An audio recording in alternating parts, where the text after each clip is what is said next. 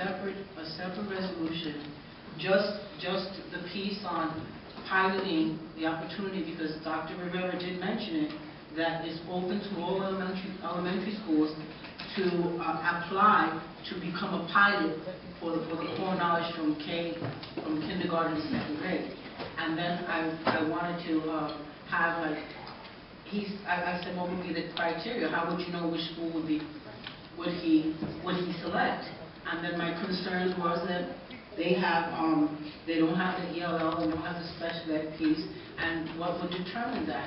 And if those children, let's say an elementary school is selected, and they happen to have children that are on the special ed that are between kindergarten and second grade, if that particular school accepts it as a pilot, then what do you do? So then you have to, since you don't have the piece to service them, you would have to put them out of district and ship them to another elementary school. So I want that to be clarified to me, because like this, if the motion failed now, I don't know if the children under special ed will be serviced. I will not know if every school, elementary school, had the opportunity to apply for this. I will not know what was the criteria. How did they select the school for the pilot? How are they going to monitor the pilot against the journey? How are we're mandated by the state and government to service these children that we're giving federal money for? How are we going to monitor that? And this is very important to me, because it's important to all. We all want the children to succeed, and we all talk about it, but we're putting things in place. But then I think that we need to put other things in place to back up this pilot, so this pilot will be successful.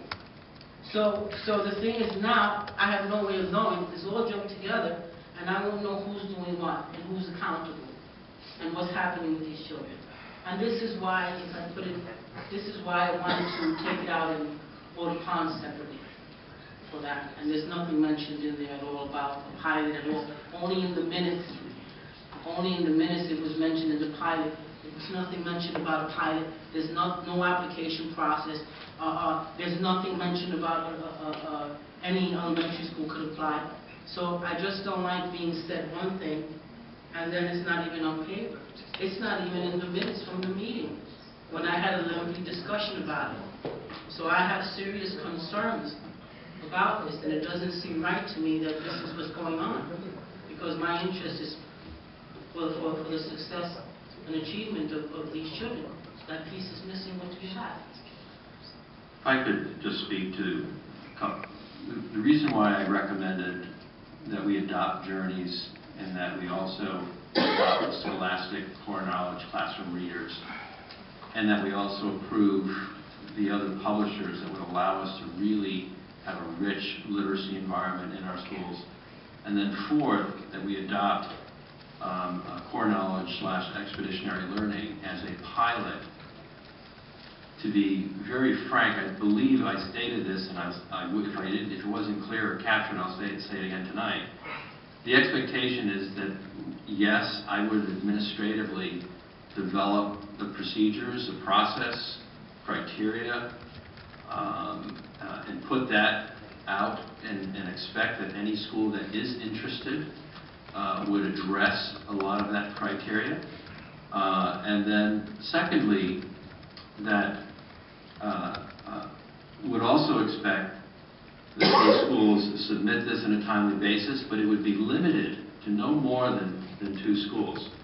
The intent here, the consistency, the glue that holds all this together is the Common Core standards, the essential training that everybody should have that we don't have in this system, the implementation of intervention protocols and procedures that aren't followed consistently from one school to the next, the implementation of best practices.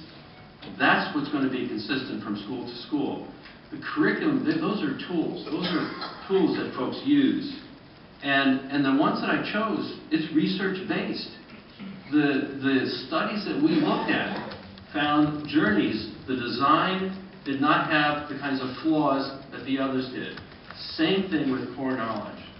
And the schools, the cities that they're being used in are urban communities, not too different from ours. You're talking in New Jersey, New York City, and elsewhere, where children have achieved. And what's particularly strong about core knowledge, for example, is you think about the language gap that exists for so many of our children when they come to kindergarten, and the development of language and content. That's what they're particularly strong about.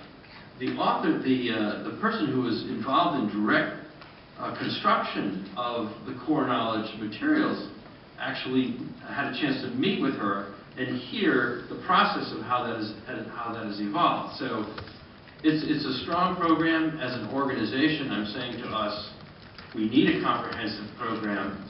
More importantly, we need consistency in terms of our training. And we ought to also be paying attention to development, because this is another good program with proven results that we could perhaps even learn from as we go forward as an organization. So administratively, I would be developing the criteria. That's my role as a superintendent. I would need to be making judgments about which ones get approved, which ones don't get approved, which one or two gets approved, which one doesn't.